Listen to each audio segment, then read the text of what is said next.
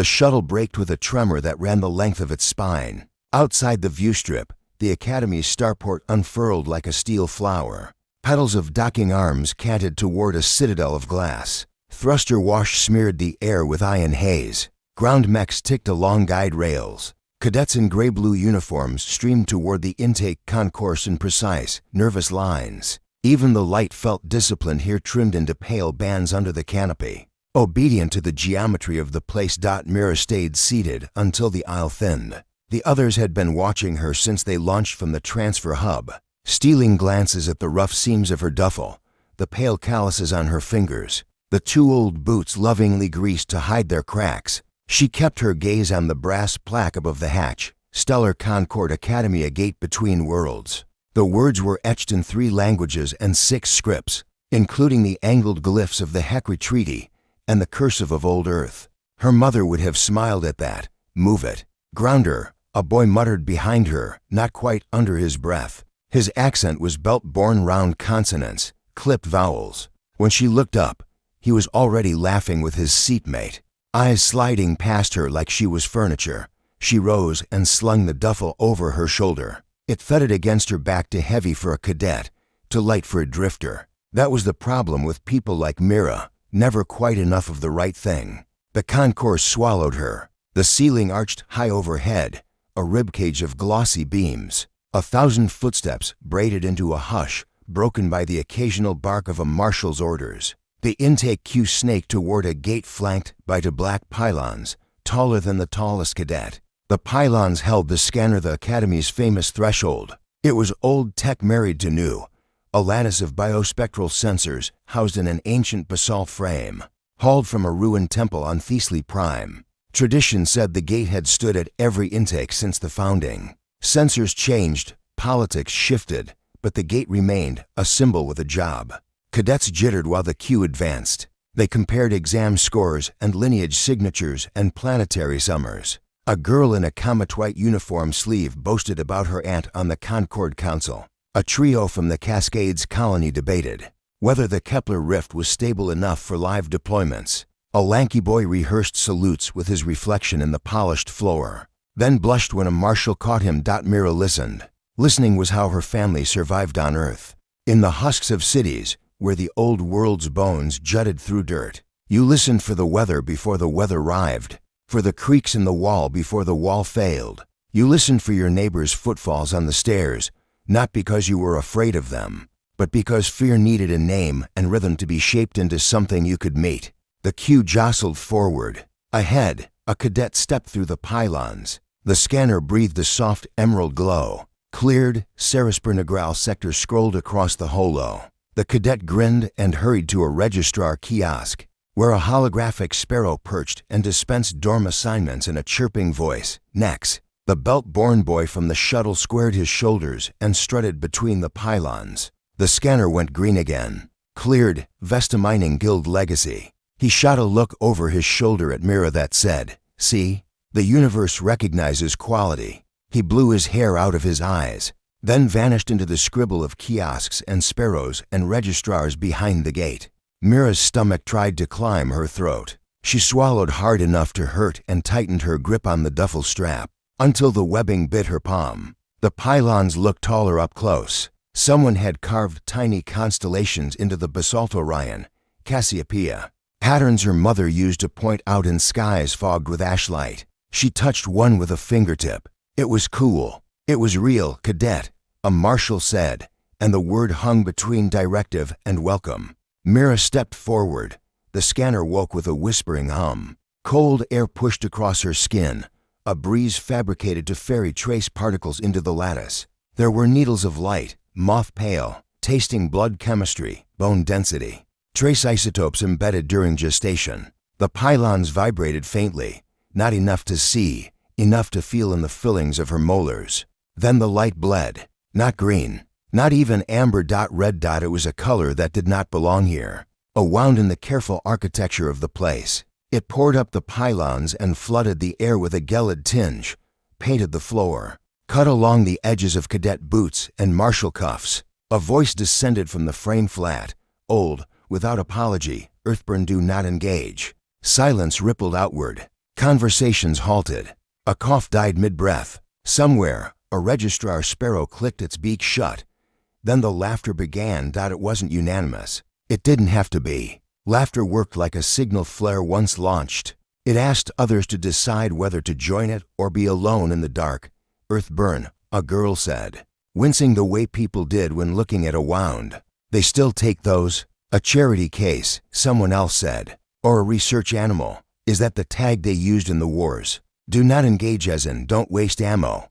Maybe it's a warning to her, the belt-born boy tossed out. Don't engage with us. Mira stood very still. The way she'd been taught to stand when a building groaned to patience. That could hold the whole of a ceiling in its hands until people got clear. She fixed her eyes on the holo above her head where her name scrolled. Mira Ilya said. Below that, Earthborn Restricted Interaction Protocol 7. Her throat felt tight, but her spine was its own kind of iron, earth iron, pitted, unfashionable, destroying magnets and reputations in a single pass. A marshal stepped forward. A woman whose uniform fit like a rebuke. Gray shot through her braid. A glint of implant shone at her temple. Cadet said, she said. Not grounder, not dirt spawn. Step aside with me. Mira obeyed. The laughter thinned, then persisted at a lower volume the way thunder grumbles from beyond the hills. After the storm passes your house. They stopped beneath a banner that read Honor Through Service. The marshal folded her arms. The protocol flag is automatic. It isn't a value judgment. Mira raised an eyebrow. The marshal's mouth twitched. All right, it's a value judgment by people who aren't here to defend it. The Academy protects cadets by limiting interactions that may involve political friction. Earthborn are under special consideration. That's a nice phrase for prejudice. It's a nice phrase for caution, the marshal said, weighing the word. Your origin raises questions for some. We have cadets from systems Earth hurt. We have cadets whose families were hurt by Earthborn refugees. We have donors who live in glass towers. She angled her head very slightly toward the pylons, where another cadence of green light was blessing another lineage. I'm Marshal Venn. You passed the examinations on merit. You belong here. The scanner can't take that away. It just broadcasts that plenty of people disagree, Mira said. Loudly, Venn's nostrils flared, which was the Academy's version of sympathy. You'll collect your assignment here. She handed over a slim slate. Restrictions are on the back. No live fire team sims for the first 30 days. No off-campus leave without escort. Curfew at 2200 until further notice. She paused. And she added, almost as an afterthought, mandatory mediation in case of incidents, Mira repeated. Venn didn't smile. You'll be surprised how ambitious 16-year-olds with plasma access can be. Report harassment. Don't start it. Try not to finish it, either. Mira clenched her jaw. I didn't start the last one. I read your file, Venn said. You finished it well. For a moment, the two of them breathed the same quiet. Voices and footsteps rolled by like a river on the other side of a wall. Venn's eyes softened a fraction. It doesn't get easier, she said, but it gets more useful. Then the softness shuddered. Dismissed. The laughter snagged on Mira again as she crossed back to the gate. Someone hummed a parody of the Academy anthem, switching out unity for purity. Another cadet pinched her nose and said, smells like rain. That last one stung more than she expected on Earth. Rain smelled like metal and mushrooms. It smelled like trying again. At the registrar kiosk, the holographic sparrow reappeared, adjusting its pixel feathers with fussy pride. Assignment, it chirped, pupils dilating as it read the slate. Dormitory T9, Wing C, Room 4. Orientation at Ohite 100 in Amphitheater Blue. Welcome to the, it stalled, eyes flickering. To the Academy. Mira took the key wafer it projected and turned away without waiting for the rest of its script. The concourse flowed into corridors named after long-dead ships. She passed Dauntless, Hecate, Sagan. Cadets peeled off into dorm wings, their laughter and arguments leaving long after images in the air. A mural along one hallway depicted the Concorde's founding. 9 figures in silhouetted relief. Hands clasped, gazes turned to a sunrise that could have been any star dot in Dormitory T9. Wing C, Room 4. She found a metal bunk, a narrow window. A desk that unfolded from the wall like a tongue. Whoever had designed the rooms believed in discipline through scarcity. She set her duffel on the lower bunk and stood for a heartbeat, waiting for her body to thaw from the gate's red cold. Her hand went to the pouch she wore under her shirt. Inside, folded to a softness that resisted further creases, lay a photo. Her mother, jaw set, hair coiled into a knot, grease on her cheekbone like war paint. Behind her, the skeleton of a turbine they'd salvaged, its veins blooming from a rusted hub.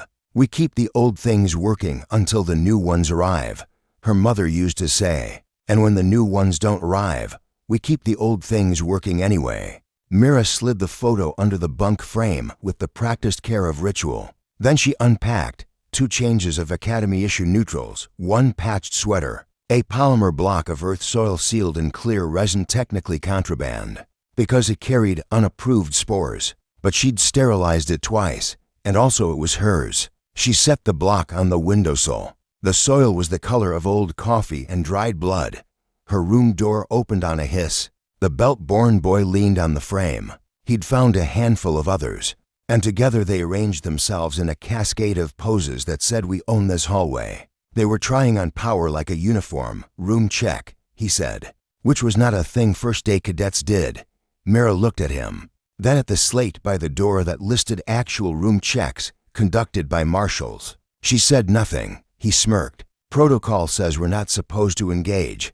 He pantomimed checking a manual. "But I believe in outreach. Your courage is inspiring," Mira said evenly. A girl from his group snorted. "Hear the way she talks, like a teacher." She pitched her voice into a caricature of old Terran. "'Tis a fine day to breathe soot, ain't not?" "I need to get to orientation," Mira said. "If you want to see me, there's a whole amphitheater scheduled." The belt-born boy's eyes glittered. "You think you'll be there long?" "I heard red marks wash out by week's end." "That must be comforting," Mira said. "Knowing a single color decides your worth." He bristled. Someone at his shoulder shifted, uneasy. It was the first crack in their formation. Mira held the silence until the boy cleared his throat and threw the last parting shot. He'd been saving. "Maybe the scanner knows something we don't." He tapped the door frame and sauntered off, his retinue in his wake, their voices blooming again the moment they thought she couldn't hear. Earthborn. "Watch your pockets. Watch your back." When their footsteps faded, the room's quiet returned. It wasn't friendly, but it would do. Orientation wasn't until morning. Until then, the Academy had allotted hours for settling in, finding the refectory, comforting parents in the family lounge, recording first-day vlogs for friends back home. Mira had none of those tasks. She washed her face at the sink. The water tasted faintly of copper and ozone. Then she left her room and let the Academy unfold its map under her feet. She found the refectory a cathedral of stainless steel and glass, where food printers hummed behind transparent shields. Each station offered nutrient arrays labeled in urbane fonts: Mediterranean, belt stew, vegan protein spiral, HECRI compatible. She ordered something with beans and rice because the body knows what it needs. A drone delivered a shallow bowl and a cup of tea more fragrant than anything she'd tasted outside of memory. She ate at a table near the wall where she could see the door. Some habits were not, in fact, habits. Across the room, the belt-born boy, now identified by his laugh as Ren, by someone calling his name, held court at a center table. He told a story with big hands and bigger claims, inventing closeness to generals, implying he'd flown live-fire sims on a cargo runner. His audience took what they needed from him, a draft of arrogance to steady their own shaking. Between Ren and Mira, a cluster of cadets debated flight physics over their trays, raising their hands in turns, a game to keep panic at bay. The girl who'd mocked Mira's accent bumped her cup and whispered a fast apology to no one. Mira finished the last of her tea, then tilted the cup to catch the light. A residue of leaves at the bottom smeared into an abstract swirl. On Earth, women in the quarter where Mira grew up read tea grounds like letters. A circle meant returning. A line meant travel. A knife meant bad luck or good surgery, depending. In the cup she held now, the smear looked like a spiral unfolding. She snorted softly at herself and set the cup aside. The Academy tolerated superstition the way it tolerated tradition, as long as it asked nothing in return. She wiped her tray neatly and returned it to the slot, feeling the hiss of suction as the wall accepted it. The amphitheater was empty. She slid into the back row and let her eyes trace the room's acoustical geometry, the way the panels curved to catch a voice and fold it down into clarity. On the stage, an enormous holo emitter waited to bloom into a map of the Concorde's territories. Dots for outposts, lines for shipping lanes, red pockets where treaties were more hope than fact. Her slate pinged. A message had arrived while she walked. From orientation automated subject, welcome. Cadet said body, orientation begins at 0800 in amphitheater blue. Uniform, academy neutral. Restrictions, see attached. We are honored to have you. We ask much of you. Serve with honor. She read honored twice. It wasn't a word institutions used carelessly. Either the auto script was written by someone who believed it, or someone who wanted cadets to. The amphitheater lights dimmed briefly, then returned to full. Someone had entered at the side door. Mira expected a marshal or a maintenance drone. Instead, a woman walked in wearing a simple black coat over a uniform that did not advertise rank. She was older than the marshals, younger than the admirals on the posters. Her hair was close-cropped silver. She carried herself like gravity obeyed her, and she was bored that it did. Her gaze slid up the rows and landed on Mira with a small, private click. She didn't smile. She didn't look away either. She crossed the distance with unhurried steps and sat to seats down, leaving an empty chair between them as if to demonstrate she knew about boundaries. You're early, she said. I wanted to see the room before it filled, Mira replied. She didn't ask who the woman was. If you needed to know here, you already knew. The gate gave you a hard time, the woman said. Calmer than observation, kinder than pity. It gave me a red time, Mira said. Then regretted the joke. It sounded like something Ren would have said, and she'd promised herself not to borrow other people's edges. Red is the Academy's favorite color, the woman said, as if Mira had invited her to a conspirator's balcony. It means alert. We like to be awake. She turned her face toward the stage. What do you want from this place? Cadet said. My name survived 3 bureaucracies and a burning, Mira said. I'd like it to survive this building. The woman's mouth made the shape of appreciation. Small and real. Ambitious, practical, both, the woman conceded. She stood. Orientation will be tedious. Survive it anyway. She began to walk away, then paused. Your mother's file lists turbine salvage and hydroponic maintenance.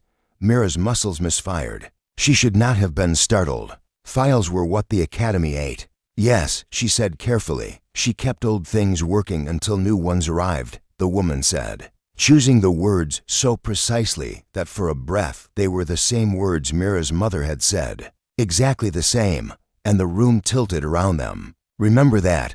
Who are you? Mira asked, finally breaking the rule she'd set herself. The woman considered. Someone who listens, she said. Then she left through the side door, and the amphitheater swallowed her absence, and the lights dimmed again as if in rehearsal. Mira sat until the room's air filters shifted, signaling the evening's changeover. Then she made her way back through corridors, whose names she was beginning to hold in her mouth like candies. Dauntless, Hecate, Sagan. At the dormitory, the hall was quieter. Voices had gone private, tucked into rooms, muffled by doors. Someone practiced violin to floors down, careful and fierce. Someone cried into a pillow 3 doors over, careful and fierce. The Academy contained multitudes of careful and fierce. In her room, she brushed her teeth until her gums ached and lay on the lower bunk, hands folded on her stomach like a knight in a chapel. The ceiling offered nothing but even light. She imagined the pylons again,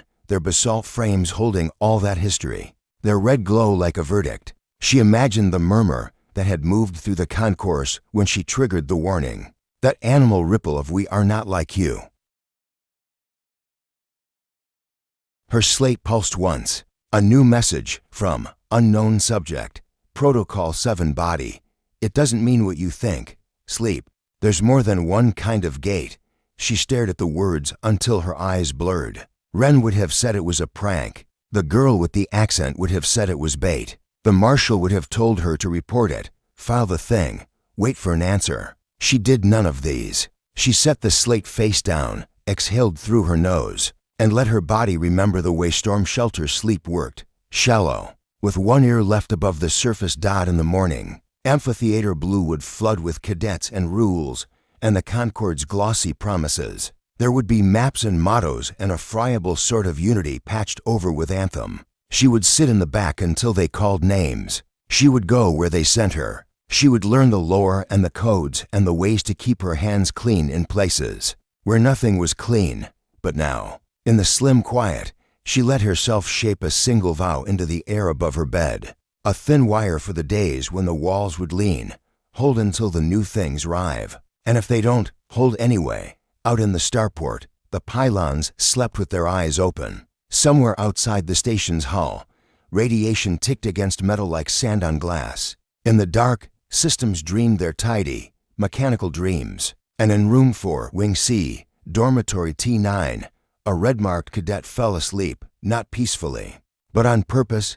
The academy uniform fit like a lie. The neutral gray jacket and trousers were the same as every other cadet's. Precise seams and polished buttons, but Mira's felt heavier, as though the fabric remembered the scanner's scarlet glow and carried it forward. She tugged the collar straight anyway. On Earth, you wore what you had until it dissolved. At the academy, you wore what they gave you and pretended it belonged. By the second day, she could hear the whispers before she even entered a room. Earthborn. Red mark. Do not engage. They weren't careful about it. The mark wasn't a secret. The holo over her bunk still shimmered, with her cadet profile bordered in warning crimson. The other cadets' frames gleamed green or amber, clean as approval stamps. The difference was impossible to ignore. The protocols came alive in practice almost immediately. The simulation at 0800, the first tactical sim, began. The amphitheater had been rearranged into pods of 6, each with its own holo table projecting a 3-dimensional starfield. Cadets were assigned by lottery. Mira approached her assigned pod, slate in hand, to find 5 cadets already clustered there. Ren from the shuttle, the comet-sleeved girl who mocked accents, a pair of twins from Europa, and a boy with pale hair who didn't look up from his tablet. Ren's smile sharpened when he saw her. Oh, the system really does randomize. Thought they'd keep red marks quarantined. The comet-sleeved girl tilted her head. Protocol says do not engage. Doesn't that mean we shouldn't be in her unit? Only for live combat, one of the Europa twins said. His voice was apologetic, but he didn't meet Mira's eyes. In Sims, it's allowed, Ren repeated, savoring the word. Like owning an exotic pet.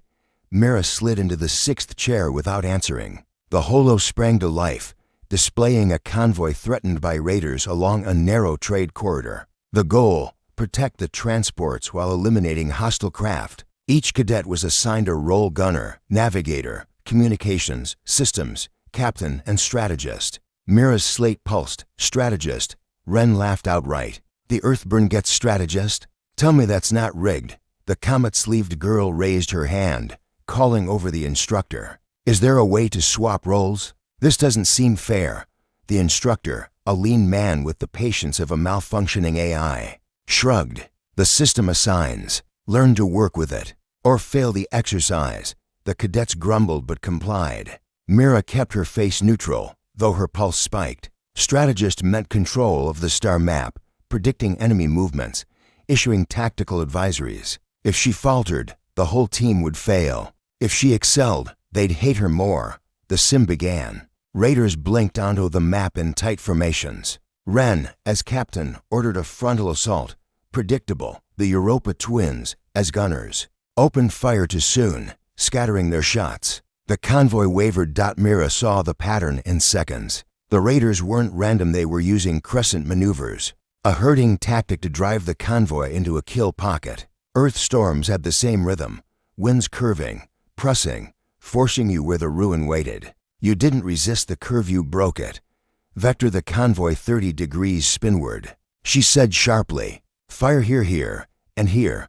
She highlighted points on the map with precise sweeps. Ren sneered. Ignore that. Stay on course, then you'll lose to transports in 30 seconds. The comet-sleeved girl hesitated. The pale-haired boy finally looked up from his tablet, calculating silently. She's right. he said softly. The raiders are shaping a funnel. Wren bristled but followed the suggested maneuver. The convoy shifted. The gunners fired. 3 raider craft shattered. The funnel collapsed. The sim ended in victory. The holo projected a burst of gold across their pod.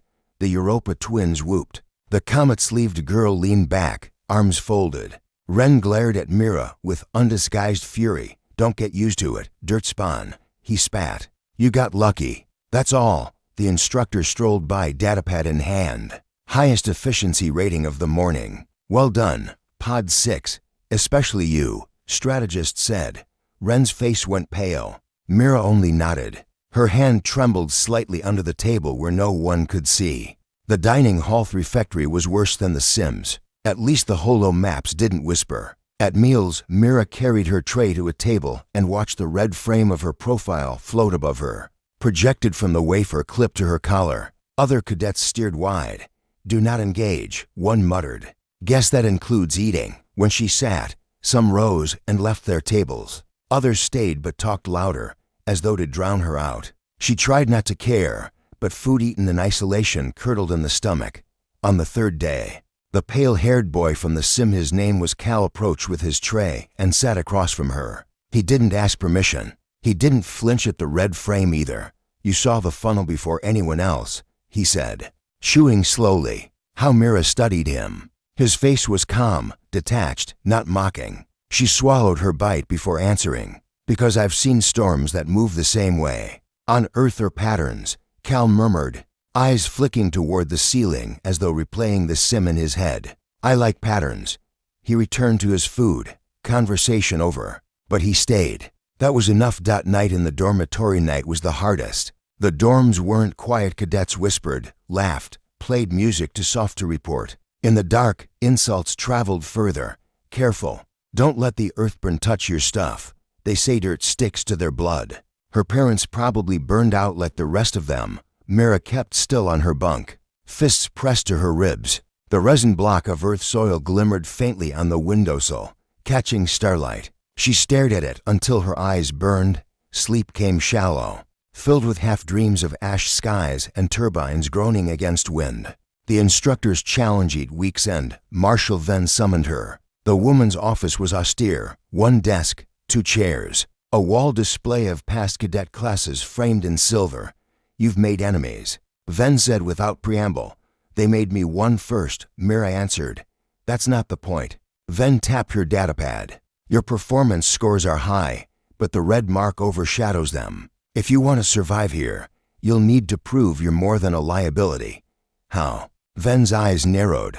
You'll volunteer for the rift drill next week. Live simulation, higher risk. Most cadets won't step near it this early. If you excel there, no one can ignore you. And if I fail, then you'll confirm what they already believe. Mira exhaled. She thought of her mother's words. We keep the old things working until the new ones arrive. And if they don't, fine, she said. Sign me up. Ven smiled, thin and sharp. Good. Let's see if Earthborn grit is worth the trouble. That night, Mira lay awake long after lights out. She imagined the rift, a wound in space, black and jagged, with predators circling its edge. She imagined cadets failing, formations collapsing, and herself standing at the center, marked in red. Not running, not breaking, holding until the new things arrived, and if they didn't, holding anyway. The rift drill was supposed to be a simulation. That was the lie the academy told them. Mira knew it from the moment the alarms shrieked across the campus at dawn.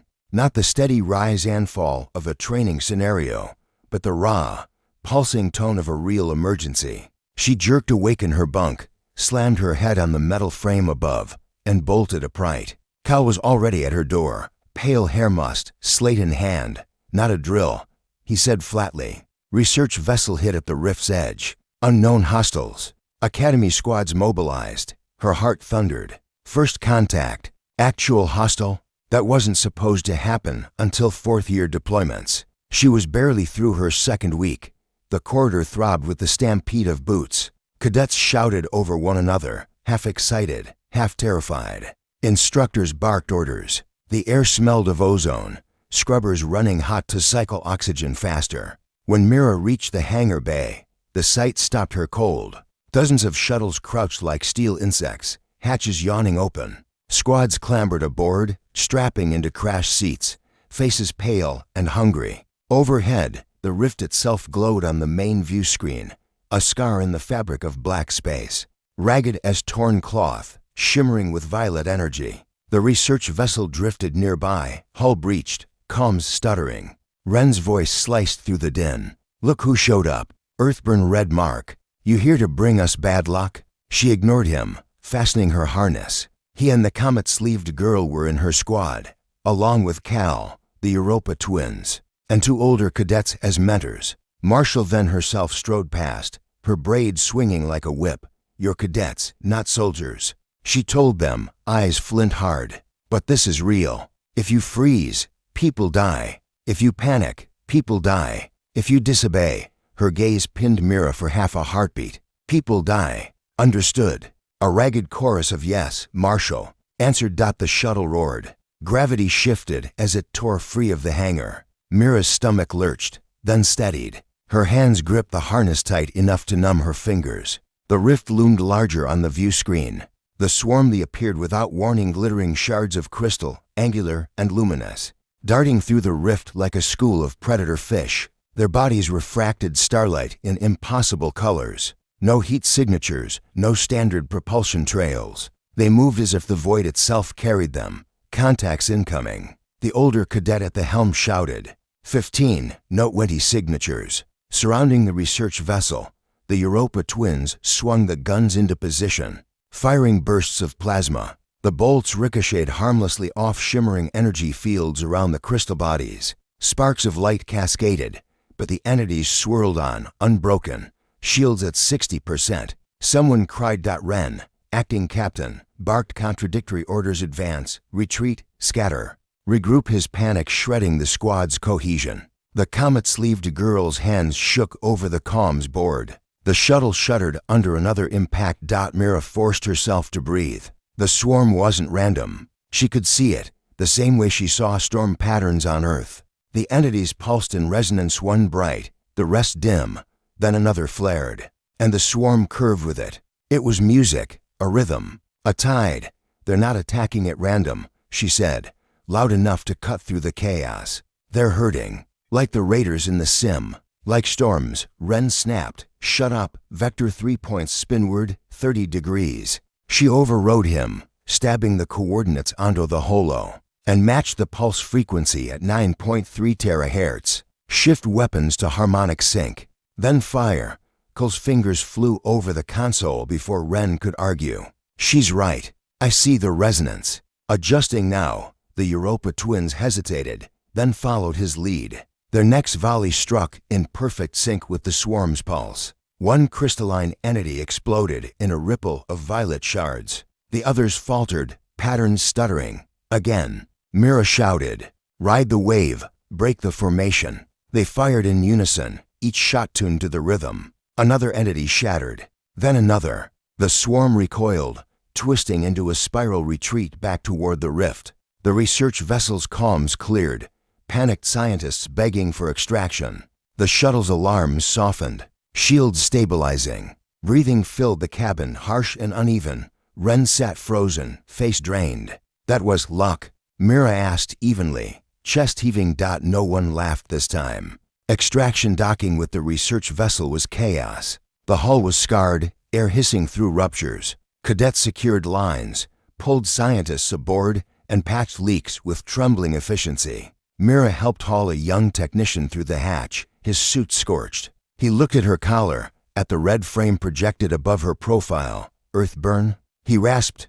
"Yes," she said, bracing for disgust. Instead, his expression softened. "Then you know what it's like when the world tries to kill you and you survive anyway." He squeezed her wrist weakly. "Thank you." The words burned hotter than any insult she'd endured at the academy. By the time the shuttle limped back through the starport gates, Mira's muscles shook from exhaustion. They were met by a phalanx of instructors, medics, and high-ranking officers. Admiral Sheeran herself stood at the forefront, her uniform immaculate, her gaze like a searchlight. "You brought them back," she said simply. Cadet said, Your tactical adjustments saved lives today. Mira's ears roared. Around her, cadets shifted, whispers buzzing. Ren's face twisted with fury. Cal glanced at her, eyes unreadable but respectful. The Admiral's voice cut the noise. Remember this, the rift doesn't care where you were born. Earthborn, belt-born, rim-born, it doesn't matter. What matters is who can see what others miss. Her words settled like stones in the cadets' minds. The red mark over Mira's profile still burned, but it meant something different now. Not weakness, not shame. Something dangerous, something undeniable. That night, Mira returned to her dorm in silence. She set the resin block of earth soil on her desk, touched it with her fingertips, and whispered to her mother's memory. We held until the new things arrived. Tonight, I made something arrived outside the window. The rift shimmered like a wound and like a promise.